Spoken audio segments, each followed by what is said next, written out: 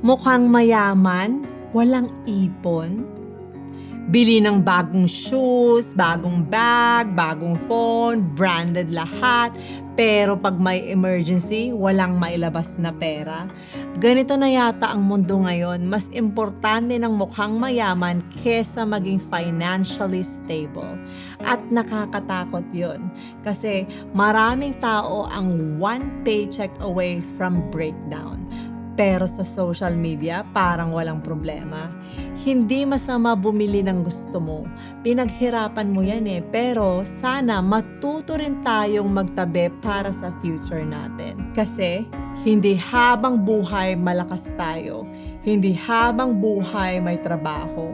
Hindi habang buhay kaya tayong saluhin ng ibang tao. Alam mo ang tunay na flex? Yung kaya mong matulog ng payapa kasi may ipon ka. Yung hindi ka nagpapanik kapag may emergency. Hindi mo kailangan ng branded para maging valuable. Hindi mo kailangang magmukhang mayaman para respetuhin. Kasi ang totoong wealth, hindi laging nakikita sa suot. Minsan nasa peace of mind. Ano sa tingin mo ang mas malaking flex ngayon? Branded lifestyle o malaking savings?